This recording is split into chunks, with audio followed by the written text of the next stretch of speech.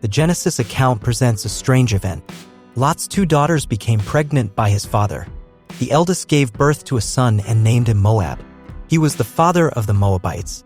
The younger girl also gave birth to a son and named him Ben-Ammi, the father of the Ammonites.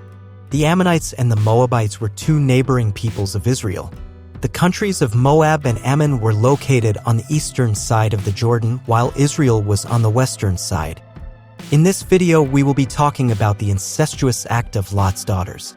We start. The story begins in Sodom. It is in that place where Lot lived with his family. Lot's family consisted of his wife and his 2 daughters. In Genesis chapter 19, we see that 2 angels came to Sodom with the intention of warning Lot about the destruction of Sodom and Gomorrah. The biblical story tells that Lot was sitting at the gate of the city of Sodom, and when he saw the angels, he rose to meet them and took them to his house. When the inhabitants of Sodom found out that Lot had been visited by 2 men, they went to Lot's house and asked him to bring him out to the angels so they could meet them. However, Lot, knowing the wicked hearts of the inhabitants of Sodom, told them to take his 2 daughters. Let's read the biblical account in Genesis chapter 19, verses 4 to 9. Before they had gone to bed, all the men from every part of the city of Sodom, both young and old, surrounded the house. They called to Lot, "Where are the men who came to you tonight? Bring them out to us so that we can have sex with them." Lot went outside to meet them and shut the door behind him and said, "No, my friends. Don't do this wicked thing. Look, I have 2 daughters who have never slept with a man. Let me bring them out to you, and you can do what you like with them. But don't do anything to these men, for they have come under the protection of my roof." "Get out of our way," they replied. "This fellow came here as a foreigner, and now he wants to play the judge. We'll treat you worse than them." They kept bringing pressure on Lot and moved forward to break down the door. In these verses, we see the appearance of Lot's 2 daughters in the biblical scene. The biblical story tells that they were virgin women who had not known a man. However, Lot's 2 daughters were engaged. But in those times, the tradition was that a man could not get to a woman until after they were married. Now, after the 2 angels announced to Lot that Sodom was going to be destroyed, Lot went out of the city with his family. But before he left the city, Lot told his 2 sons-in-law to leave Sodom. Let's read in Genesis chapter 19, verse 14. So Lot went out and spoke to his sons-in-law, who were pledged to marry his daughters. He said, "Hurry and get out of this place, because the Lord is about to destroy the city." But his sons-in-law thought he was joking. In this verse, we see that Lot's sons-in-law did not obey his words, so they stayed in Sodom. The biblical story narrates that, while Lot was outside the city with his 2 daughters and his wife, the angels told him, "Escape for your life and do not look back." And this is how Lot escaped with his family while Sodom and Gomorrah were destroyed. However, as they escaped, Lot's wife looked back and instantly became a pillar of salt. But despite all this, Lot and his 2 daughters continued on their way without turning back. The biblical text says that Lot and his 2 daughters arrived at a place called Zoar. However, after a while, Lot left his home because he was afraid of the people there. For this reason, Lot and his 2 daughters went up a mountain and lived in a cave, and while in that place, Lot's eldest daughter said to the younger. One day the older daughter said to the younger, "Our father is old, and there is no man around here to give us children, as is the custom all over the earth. Let's get our father to drink wine and then sleep with him and preserve our family line through our father." And that is how on that night they gave Lot to drink wine. Lot became drunk with the wine. The eldest daughter, taking advantage of this, went in and slept with Lot. However, Lot felt nothing when he slept with his eldest daughter. Let's read the biblical account of Genesis chapter 19, verses 33 to 38. That night they got their father to drink wine, and the older daughter went in and slept with him. He was not aware of it when she lay down or when she got up. The next day the older daughter said to the younger, "Last night I slept with my father.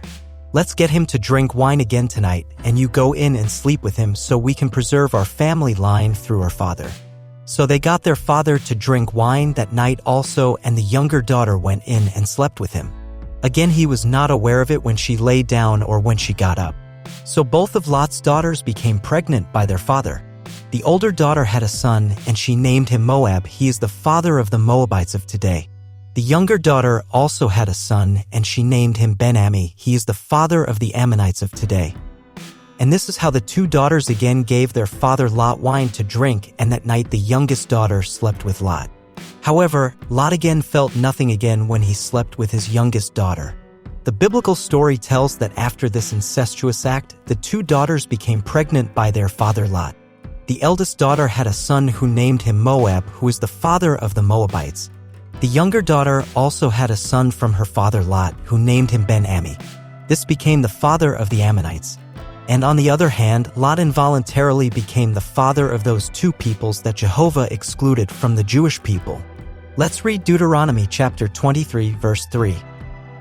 No Ammonite or Moabite or any of their descendants may enter the assembly of the Lord, not even in the 10th generation. Now, many of us wonder what induced Lot's daughters to commit this incestuous act. The answer from our point of view is very vague, but we have to be clear that Lot's two virgin daughters had lost everything. Lot's daughters had witnessed the annihilation of their culture in Sodom. The loss of her two future husbands, the destruction of her family's wealth and power, and the death of her mother. They were convinced that no man would marry them and they would never have children, and her father's offspring would also be lost. Everything they had had completely vanished. Now they were living in the hills inside a cave without any hope. This desperation perhaps led him to sleep with her own father. For his part, Lot should not have allowed himself to get drunk, but he should not be blamed for having sexual relations with his daughters, since the biblical account says that he felt nothing when all these events occurred. This story is particular to the Bible. Although at that time incest was not a sin, the story of Lot's daughters leaves us with many doubts as to whether or not it was a sin.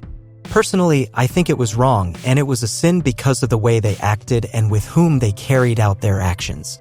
It should be noted that incest was seen as a sin after the Mosaic law was introduced. In the law that God gave to Moses, God outright prohibited any incestuous practices. Now, the Ammonites and the Moabites were two neighboring peoples of Israel. The countries of Moab and Ammon were located on the eastern side of the Jordan, while Israel was on the western side. Ammon and Moab were two countries that had oppressed the Israelites when they tried to penetrate the Promised Land. For their part, the Israelites did not view these people favorably even though they were distant relatives, since Lot was Abraham's nephew. One way of expressing their rejection was to call them abominable, and they did so literally, stating that their origin came from incest. But God is the one who knows the thoughts of men. No matter how abominable we see the acts of Lot's daughters, we have to be clear that for God there are no exceptions for people. Let's look at the story of Ruth the Moabite. She was a descendant of this incestuous act of Lot's daughters. However, by the grace of God, Ruth became part of the genealogy of Jesus Christ, our Savior. And so we are reaching the end of this video. Tell us, what do you think about this topic? Leave us your opinion in the comments, and without further ado, I say goodbye now, and it will be with me until the next video.